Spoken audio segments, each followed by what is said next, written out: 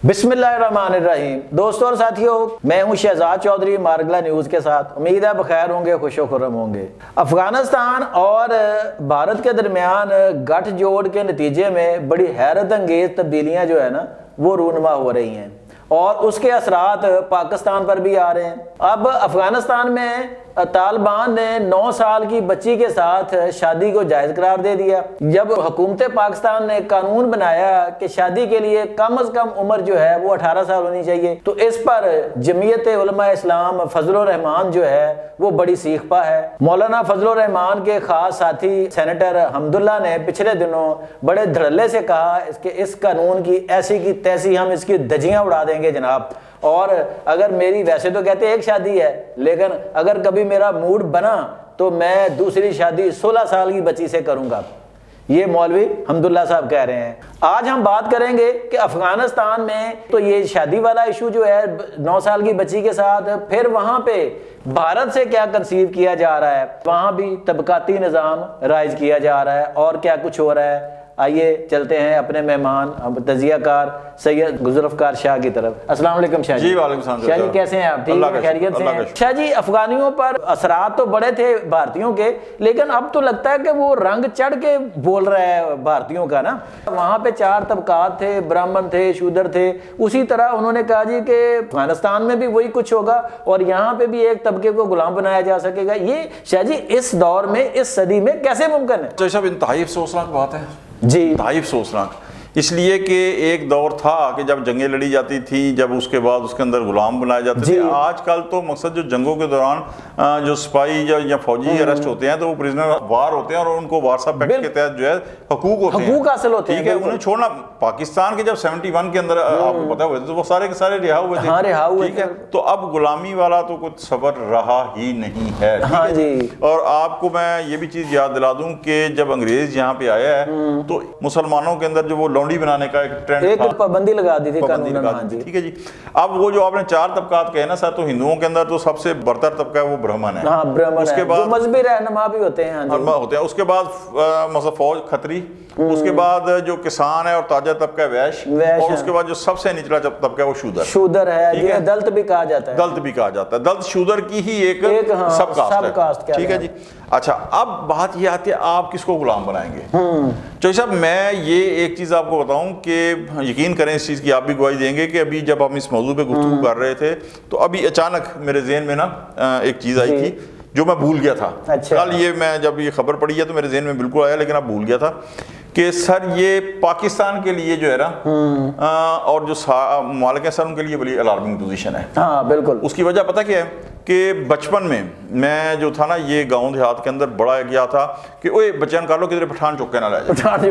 डराते थे था, अल्लाह माफ करे, मैं डराने का बच्चों डराने का मैं पठान भाइयों की या पख्तून भाइयों की मैं नहीं कोई ऐसी वैसी हल्का नहीं है, लेकिन वैसे ही वो डराने के लिए बच्चों को एक मुहावरा ठीक है। और बहुत सारे सर इलाका गैर में पहुंच जाते थे ना कोई अगवाकार, तो सर समझे कि उसकी कहानी मुक जाती थी। फिर जो अगवाकार तावान जो भी था वो था। 9/11 के बाद सर दहशत गर्दी के अंदर 80,000 से ज्यादा बंदे मारे गए। हाँ जी बिल्कुल। तो सर अब अगर आपके सेटल्ड इलाकों से या अनसेटल्ड इलाकों से, खैबर पख्तूनख्वा, बलोचिस्तान या साउथ के इलाके हैं, इवन कराची से भी मैं कहूँ जी सर, यहाँ से बंदे पकड़ पकड़ के वहाँ गुलाम बनाने शुरू कर दिए। तो सर आप मुझे बताएं कि फिर आप क्या करेंगे? फिर आप क्या करेंगे? ये बड़ी अलार्मिंग, बिल्कुल बड़ी अलार्मिंग पोजीशन है। अलार्मिंग पोजीशन है उसकी सर देखें ना, उसकी वजह क्या है मैं बताऊं।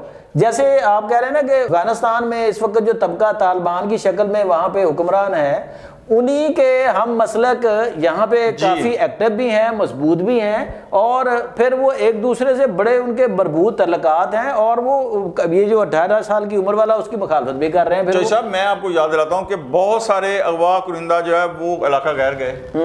बहुत सारे मफरूर, मैं अब मुझे नाम नहीं लेता, लाहौर का स्टूडेंट लीडर एक टाइम पे जब उसे हुआ तो वो भी इलाका गार में चला गया। हाँ बिल्कुल। गए वहां तक पुलिस की अप्रोच नहीं होती। नहीं, हाँ जी, नहीं जब तक कि अगर कोई होता भी था तो पॉलिटिकल एजेंट जो होता है वहां उससे मुज़ाकरात वो आगे मलकों से करता था। तो उसके बाद सर मुझे एक चीज बताएं कि सर जो दौरे जालियत था, पुराना जो दौर था, दौरे जालियत मैं नहीं कहूँगा उसका, लेकिन वो जो पुराना दौर था सर, उस दौर के अंदर तो ये होता था कि मुख्तलिफ इलाकों से लोग पकड़ के भी लाते थे ना, जंगों से भी होते थे और वैसे भी। हाँ जी बिल्कुल।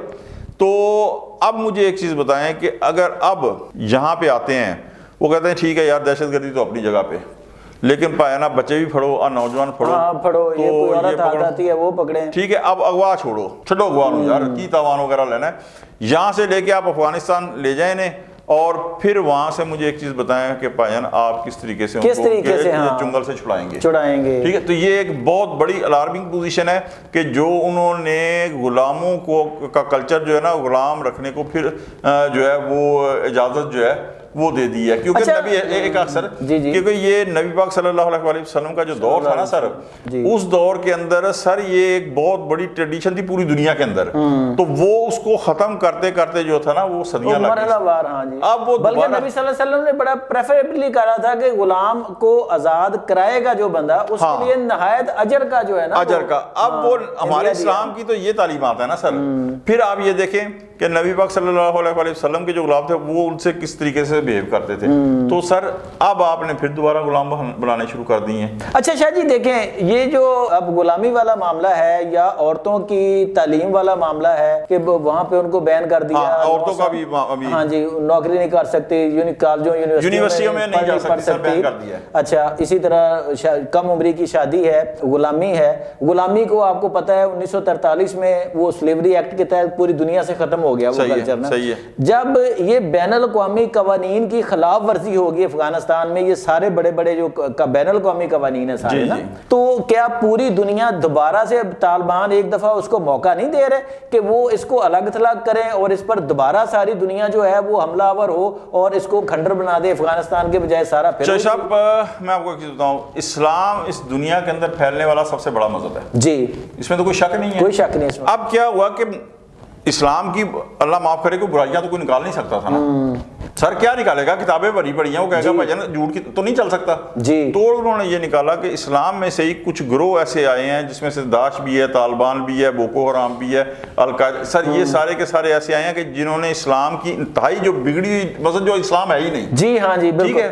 تو اب یہ جو شکل وہ دکھا رہے ہیں سر، یہ وہ شکل ہے کہ جو اسلام کی بڑھتی ہوئی مقبولیت ہے ویسٹ کے اندر، جو لوگ جوگ در جوگ دائرہ اسلام کے اندر داخل ہو رہے ہیں سر، یہ اس کو روکنے کی اس کو روکنے کے لیے جو ہے یہ تو زہر قاتل ہے پھر زہر. ٹھیک ہے یہ کر رہے ہیں. اب آپ نے ایک وہ کہا کہ جی کم عمری کی شادی سر، حمداللہ صاحب کو کہیں کر کے دکھائیں. پتہ کیوں سر؟ وہ چیلنج کس کو کر رہے ہیں؟ گورنمنٹ کو نا، گورنمنٹ کو چیلنج کر رہے ہیں. کہتے ہیں اگر میرا موڈ بنا، ہاں میرا موڈ بنا، ٹھیک ہے موڈ کیوں نہیں بنتا کہ بھائی جان ان کی جو حکمرانی ہے گھر کی جو وزیر داخلہ ہے سر، وہ انہوں نے کہنا تو کر کے بخا. تو سر حکومت جو ہے نا اس سے تو وہ چیلنج کر دیں گے، لیکن گھر کی جو ان کی حکومت ہے سر اس سے پھر نہیں کر سکتے. سیکنڈ سر ایک میں آپ کو بتاؤں کہ یہ پچھلے 50 سال سے چاہیے صاحب میں آپ کو بتاؤں کہ ریاست کو اتنا کمزور کیا گیا ہے مذہبی ایلیمنٹس کے سامنے، ریلیجیس ایلیمنٹس کے سامنے، کہ سر اب ریاست کو اپنے پاؤں پہ اللہ سے زندگی تندرستی دے حافظ صاحب کو، فیلڈ مارشل صاحب کو، چیف آف ڈیفنس فورسز کو، کہ سر وہ دوبارہ جو ہے نا ہماری ریاست کا وہ وقار بحال کریں، وہ روشن چہرہ سامنے لے کے آئیں کہ سر ریاست جو ہے نا بہت مقصد ڈر گئی تھی ایک قسم کی، ہاں جی یرغمال بنی ہوئی تھی سر ان سے. تو یہ بالکل سر یہ اسلام کا وہ پہلو تاریخ پہلو کر رہے ہیں کہ سر جس کا اسلام سے اور اس کے نظریات سے، اس کی تبلیغ سے، اللہ اور اللہ کے رسول کے دین سے جس کا دور پار کا کوئی واسطہ نہیں ہے. جی دوستوں اور ساتھیوں، یہ تھے سید ذوالفقار علی شاہ جنہوں نے کلیئرلی جتنے بھی طالبان کے اقدامات ہیں انہیں نہ تو کوئی قانونی جواز حاصل ہے، نہ ہی اسلامی جواز حاصل ہے، کہ ان کی نہ دین میں کوئی گنجائش ہے اور نہ ہی دنیا میں مروجہ جو قوانین ہیں وہ ہے. طالبان اس طرح کے اقدامات کر کے خود ریاست افغانستان کو دنیا بھر سے الگ تھلگ کر رہے ہیں، اور کل کو اگر دنیا ان کے خلاف مل کر کوئی ایکٹ کرتی ہے، ان کے خلاف کوئی چیز کوئی ایکٹ کسی قسم کا ہوتا ہے اور پھر وہ ملامت کرتے ہیں پلٹ کر پاکستان کو. یہ طالبان کی حکومت کو ضرور سوچنا چاہیے کہ وہ جو کر رہے ہیں وہ نہ دین ہے نہ دنیا ہے. آج تک کے لیے اتنا ہی. اپنا اور اپنے گرد و نواح کا بہت خیال رکھیے گا. اللہ نگہبان.